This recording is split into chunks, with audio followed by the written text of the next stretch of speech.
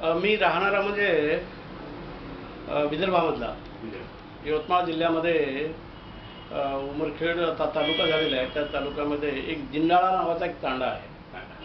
डोंगराच्या पायथ्याशी असलेला तांडा आहे. या तांड्यावर माझा जेव्हा जन्म झाला तेव्हा शिक्षण काय पण कोणत्याही प्रकारचे परिणाम गावाचे त्यांच्यावर झालेले नव्हते. बिलकुल.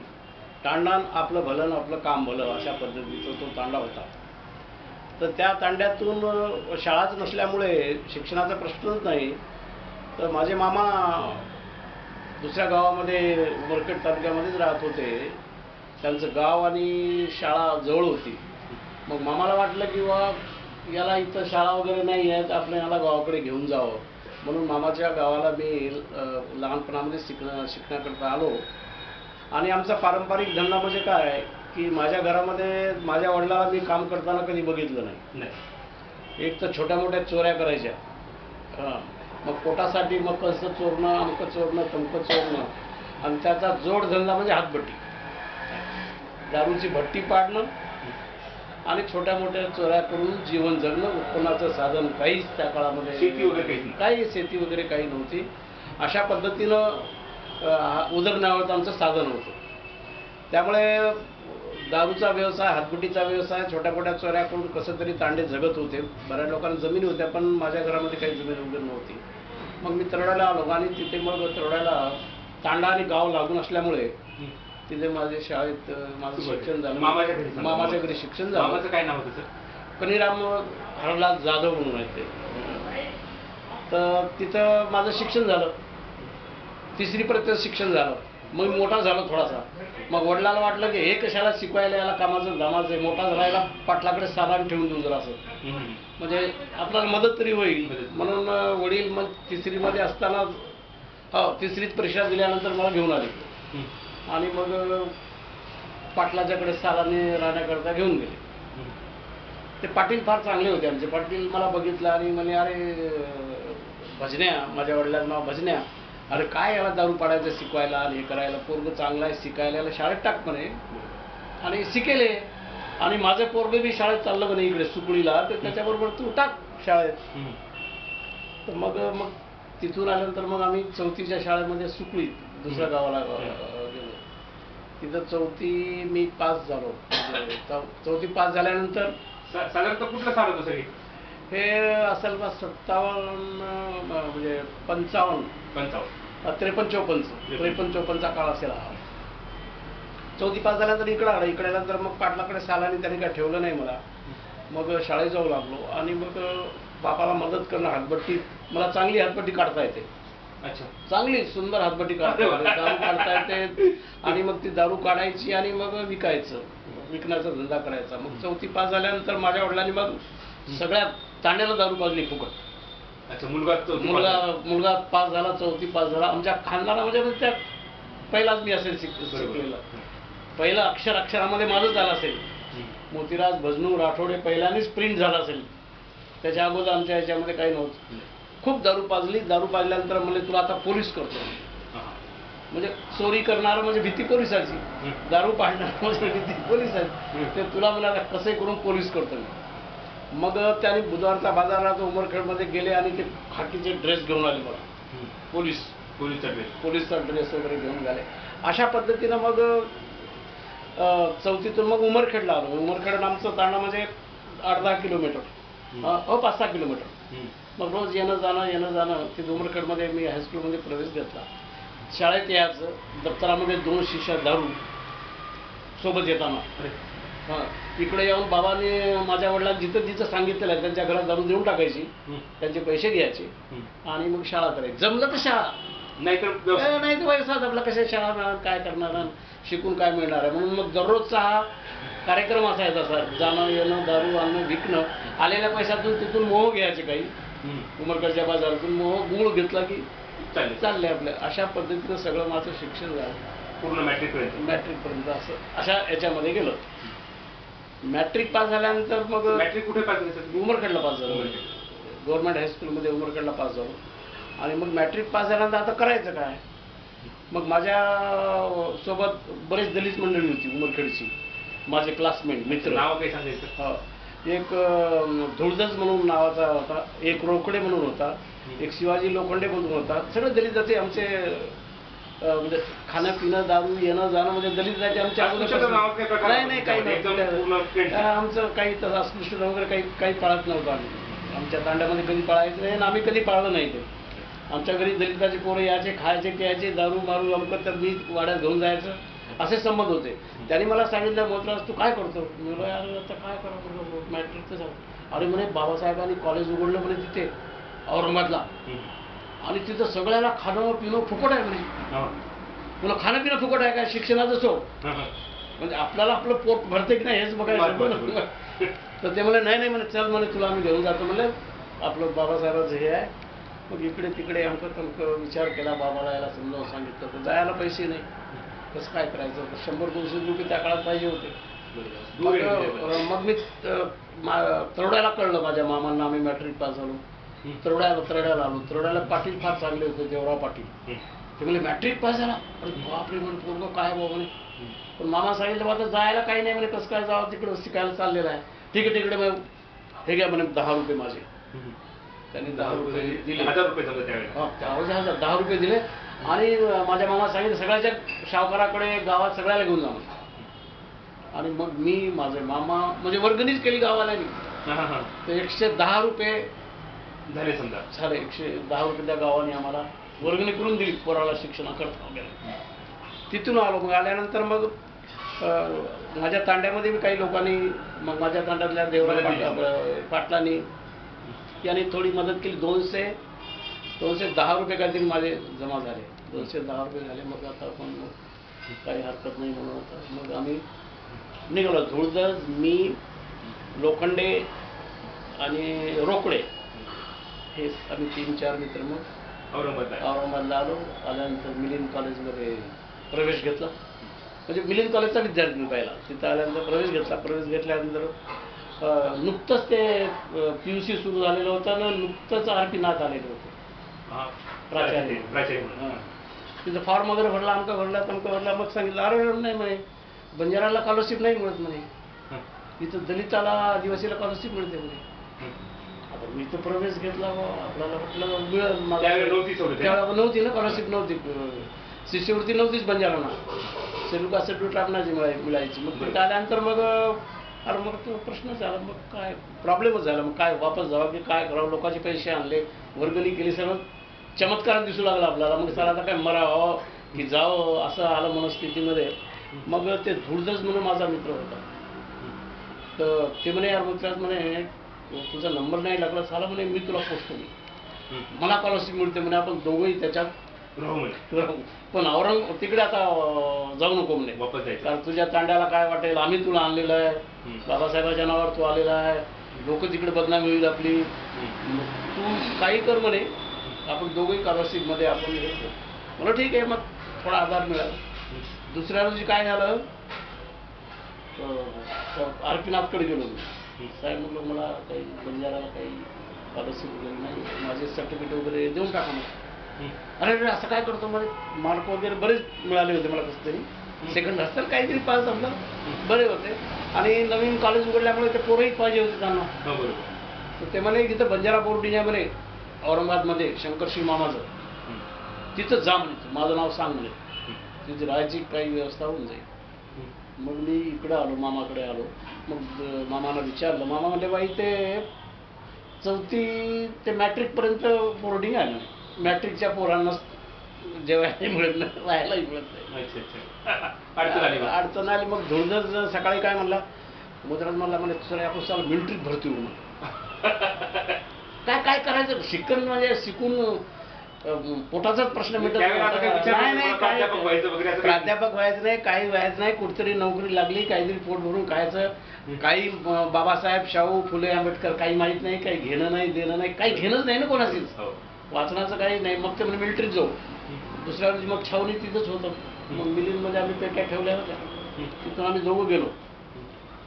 ते रोकडे आणि दुसरा लोखंडे हे दलितापैकी पण बरे होते, जरा घर चांगले होते. त्यांची माडी होती त्या काळात, आमच्या दलिताची माडी म्हणायची त्यांना, उमरखेडमध्ये माडी होती, शेती होती. हो शेती होती आणि ते अगोदर गावकी मावकी करत असल्यामुळे ते जमीन बी मिळालेली होती त्यांना. तिकडे आहे सर जमिनी इकडे विदर्भामध्ये जमिनी आहे. आणि माडी होती दोन माड्या होत्या त्यांच्या अच्छा. तिथे आणि तरोड्याला सुद्धा दलिताची माडी होती. अरे वा. म्हणजे तसं गावन हे तसं काही फारसं अस्पृश्यता त्यावेळेला विदर्भात नव्हती. मग काय झालं की मग मिलिटरीमध्ये भरती गेलो तर आता आम्ही दोघंही म्हणून चालायचं चला जे होईल ते होईल वापस जायचं नाही. बरोबर. तर लाईनमध्ये उभं राहिलं तर त्याला घेतलं आणि मला काढून टाकलं. मी एवढं असा दुब्बाड पब्बाड उंच पूर्ण धुळदस म्हणजे असं त्याला घेतलं आणि मला म्हणलं चल चल भाग भाग बच्चे लोक इधर नाही चलता. तिथे गाठलं स्कॉलरशिप देणारा आता लिहितो मी ते सगळं आत्मचरित्र वगैरे माझं लिहिणारच आहे सगळं. तूच पहिल्यांदा मुलाखत घ्यायला आहे आत्मचरित्रावरच. मग तिथून मग आता वाटलं सर हे तर डोकंच फुटलं माझं. जे आपलं म्हणलं तर धुळदस मला तू घाबरू नको म्हणलं. तू इथं मिलिंदमध्येच राहा इथं मी तुला महिन्याला पैसे पाठवतो. 10-15 रुपये जे मला मिळेल म्हणे पण तू शिक्षण सोडू नको म्हणे. तर मग आता काय करावं काही इलाज नाही. मग रात्र ती नदी मग मला वाटलं मरावं की काय चालायचं. तोही गेला ना काहीच नाही ना आधारच गेला ना. मग त्याने काय केलं 2 दिवसाच्या भाकरी आणल्या होत्या तिकडून बांधून आम्ही. ते म्हणे मोती म्हणे तू भाकरी राहू दे म्हणे 4 दिवस तरी खाऊ शकतो म्हणे तू याच्यावर तुझ्या भाकऱ्या तशा ठेवून दे म्हणे ते नंतर खा म्हणे अगोदर माझ्या भाकऱ्या खा. तो गेला मिलिटरीत. मी जे रडलो रात्रभर काही कोणी नाही ओळखीचं काही नाही असं आहे तसं आहे. इतकं दूर आले गावापासून असं सगळं झालंय. अगं लई भानगडी झाला इकडे सगळं. मग कॉलेजमध्ये प्रवेश घेतला पण हे नाही स्कॉलरशिप नाही. मामाकडे आलो. मामाने मग सांगितलं ठीक आहे 2-4 रोज राहा म्हणे खा म्हणे इथे काही हरकत नाही खाल्ला तर. मग ते 2-4 रोज खाल्ले. मग मी मेवाडमध्ये नोकरीला लागलो साफसूफ करा. मेवाड हॉटेलचं शहानंदमध्ये अगोदर त्या काळात. आणि चाराने की काय चारानाला डोसा मिळाला त्यावर. आणि त्या हॉटेलमध्ये मला सकाळी 8 ते काहीतरी रात्री 8-12 पर्यंत भजे चहा खाणं पिणं आणि मला वाटतं 1.5 की 3 रुपये महिना खाणं पिणं काही मग त्याच्यात मी गुजरात केली काही दिवस काही केल्यानंतर शिक्षणाचं कशाचं काय घेणं देणं तमकं काही नाही जायचं. परीक्षेचं काय होईल ते होईल पोट भरून खायचं असं चाललं. मग त्याच्यात काय झालं की नोकरी करत असताना इकडं हॉस्टेलमध्ये शंकरशी मामा चांगली ओळख झाली. तर इकडे मित्रांची ओळख झाली बंजाऱ्यांच्या. मग ते म्हणले यार असं आहे तसं आहे चांगलं आहे पूर्ण शिकायला लागलेलं असं आहे. मग तिथे मिलिंद कॉलेजमध्ये हे लोखंडे आणि धुळदस गेला लोखंडे आणि रोकडे होते. अरे म्हणलं यार ते म्हणे येतच नाही यार तू म्हणे अभ्यासाला. म्हणून अभ्यास करतो दररोज अभ्यासाला म्हणलो. तुमचे जुने पुस्तकं काय काय चालतात ते द्या म्हणतो मला. आपण अरे ते घेऊन जा म्हणून हे सगळं नोट्स घेऊन जा म्हणे सगळं. आणि मी दररोज येतो पण आपली भेट होत नाही झालं का कोण काय करायला तिथे सांगायचं म्हणलं. त्यांचे नोट पुस्तकं घेऊन मग मी त्याच्यात पास झालो. PUC पास आहे बघा इथे कष्टात. म्हणजे त्या कॉलेजमध्ये परीक्षा द्यायलाच गेलो काही नाहीच ना म्हणजे झालो पास. ते असं पास झालो PUC पास झालो. पुन्हा दुसऱ्या वर्षी इथे म्युन्सिपाल्टीमध्ये एम्प्लॉयमेंट केलं. आम्ही दोघांनी एम्प्लॉयमेंट केलं होतं छावणीत जाण्याच्या अगोदर. मला मग इथे म्युन्सिपाल्टीमध्ये नाका कारकुनाची कॉल आला 1963 मध्ये. आणि मग मला नाका कारकुनामध्ये बंजारा मीच होतो कोणी नव्हते इथं. सिलेक्शन झालं म्हणजे नाका कारकून म्हणून पहिल्याने मी लागलो. ते ड्युटी पहिल्याने मला मिळाली ते बारापूरला म्हणजे मिलिंद कॉलेजजवळच. पहिले ते नाक्यावर राहायचे ना येणारे मला जकात घ्यायचे. तर मग कॉलेज आणि ती मिलोस आला हे तर ड्युटी लागली. पण पोरं बघती ओळखीचे आपले काही आहेत त्यावेळेस ओळखी होत्या सगळ्या इकडचे तिकडे. आता कसं काय करावं बाबा म्हणलं इथं नोकरी तर लागली पण नोकरी लागली कुणालाही बरंच आहे म्हणलं असं थोडं आहे. म्हणून मला वाटतं आपण मुलांनाही आले भेटले. मग तिथे 3 दिवसात मी बदलून घेतली. पायामाय पडून अंक आहे म्हणलं असं आहे तसं आहे मला इकडे नको करायचं तिकडे कोणीकडे टाका म्हणलं मला. मग तिकडे दिल्ली गेट नाक्यावर मला टाकलं तिथं. हा मग याचं म्हणजे कधी यायचं काय शिक्षणाकडे आपलं काही फार लक्ष नव्हतं. जरा तेव्हापासून जे शिक्षण सुटलं पास झाल्यानंतर आणि मग नोकरी लागली. नोकरी लागल्यानंतर मग मी प्रायव्हेटच सगळं शिक्षण केलं. सगळं प्रायव्हेट. एम ए पर्यंत. MA, MA म्हणजे शिकवायलाच कॉलेजमध्ये गेलो. कॉलेज उघडलं तेव्हा कॉलेजमध्ये शिकवायलाच आलो. म्हणजे त्याच्या अगोदर विद्यार्थी चळवळीशी मग तुमचं काही जास्त संबंध नाही त्यावेळेला. मग आता काय झालं की जेव्हा मला नोकरी लागली, नोकरी लागल्यानंतर मला 1965 मध्ये मग थोडे पैसे यायला लागले, हे लागले, तर मग मी मराठवाडा बंजारा विद्यार्थी संघटना स्थापन केली.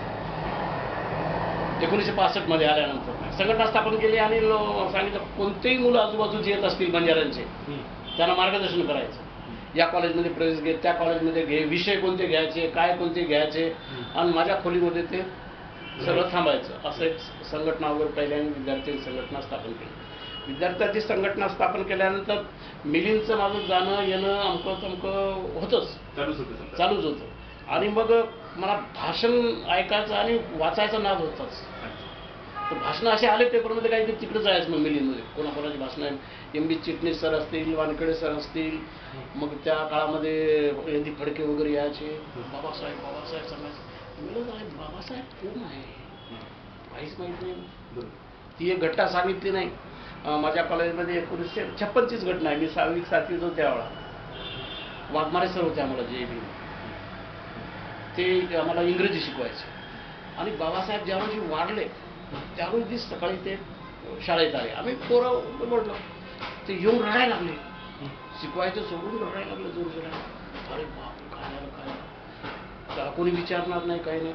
पण त्यांना ते मला ओळखत होते. त्याच्या वडिलांना मी दारू नेत होतो. त्याच्या वडिलांना 2-3 वेळा दारू नेऊन दिली होती. मोहाची खूप दारू. ते मिलिटरीमध्ये होतं त्याचे वडील.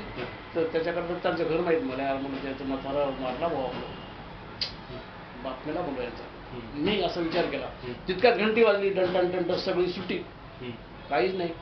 मी घरी आलो आणि बापाला सांगितलं अरे म्हणजे ते आमच्या वाघमारे सरांचा बाप मेला म्हणून. अरे कसं काय मेला रे, चांगला होता म्हणले. कसं काय मेला म्हणले. मेला म्हणून आज सुट्टी दिली म्हणून आम्हाला. माझा बाप म्हणला का चल बरं आपण जाऊ मरकडे जाऊ. म्हणलं आता नाही उद्या जाऊ म्हणलं. मग उद्या आलो आम्ही. तर ते म्हातारा ऊन खात बसलो. मला म्हटलं माझ्याकडे बघितलं काय रे म्हणे काय म्हणे. तर मग सर आले काय काय काय म्हणलं. नाही हे सांगितलं म्हणे बाबा वारले, त्याचा बाप वारला म्हणे. हो नाही म्हणे आपला सगळ्याचाच बाप वारला म्हणे. मला आता ते आठवलं कसं इतकं वाटतंय. ते म्हणे की माझा बाप नाही वारला पण आपला सगळ्याचाच बाप वारला म्हणे. बाबासाहेब आंबेडकर गेले. तर ती घटना मला आता जेव्हा आठवते तेव्हा आपल्याला वाटतं की बाबासाहेब काय होते ते त्या काळात काय प्रत्यक्ष बघितलं नाही काही नाही. आणि ते सर म्हणले की बाबासाहेब नाही सगळ्याचाच बाप वारला, माझा बाप नाही वारला म्हणे. त्या दगडात मला आठवतो सगळ्याचा बाप वारला म्हणे. आपल्याला तेव्हा काही समजतही नव्हतं. चला वारला. नंतर तुम्ही त्या प्रेरणेमुळे भाषण ऐकत होतो. आणि बाबासाहेबांचं नाव नाही मिलींमध्ये जाण्या येण्यामुळे लोकांचे भाषण ऐकामुळे बाबासाहेब नाही तर मी कट्टर हिंदू. मी शनिवारी उपवास करायचा. देव पूजा गरिबीमुळे या देवाच्या पाया पड त्या देवाच्या पाया पड आमकं पड काहीतरी होईल. देवावर विश्वास दुसरं काही नाही ना. मग देवावर विश्वास असल्यामुळे शाहू फुले बाबासाहेबांच्या भाषणामुळे वाटलं साला काहीतरी गडबड आहे आपल्याला. म्हणजे जवळजवळ मी 64-65 म्हणजे 72 पर्यंत मी कट्टर उपवास करायचा, हनुमानची पूजा करायचं घरामध्ये देव धर्म. मग 72च्या नंतर शाहू फुले बाबासाहेब आंबेडकर हे ऐकल्यानंतर मला झालं ज्या मायाची अलगच काम आहे मला. म्हणून मग ती मला जरा चटक लागली.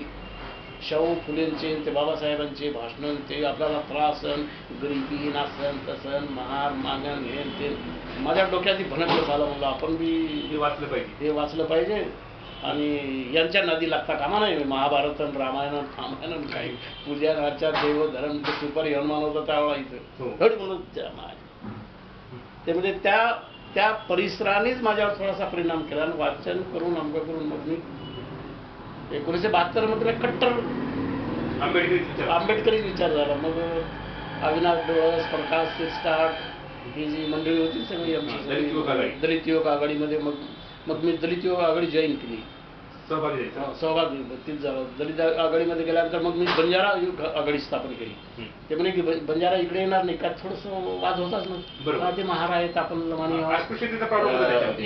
इथं तसा वाद होताच थोडा बहुत. मग तिकडे कशाला काम करायचं म्हणे, आमचे बंजारेच पोरं म्हणले तू काढ एक बंजारा आघाडी काढ. मग आम्ही बंजारा आघाडी काढली. म्हणजे तसं मिळून 1972 ला समजा. 72ला. सोबत कोण कोण होतं तुमच्या त्या आघाडीमध्ये? आघाडीमध्ये मग आमच्यामध्ये इकडे गबरूसिंग राठोड, गोविंद जाधव, के एम चव्हाण, रामचंद्र चव्हाण, लालसिंग चव्हाण, ही सगळी बंजाऱ्यांची पोरं. आणि मग तिकडे अविनाश, प्रकाश शिरसाट, कधी कधी ते अविनाश मग माझ्या माग लागणार, काहीतरी लिही यार म्हणे तू, हे असं सांगून नाही चालत म्हणे, काहीतरी लिहिलं पाहिजे म्हणे आपण काही काही काही. मग ते लिहिण्याचं असं तसं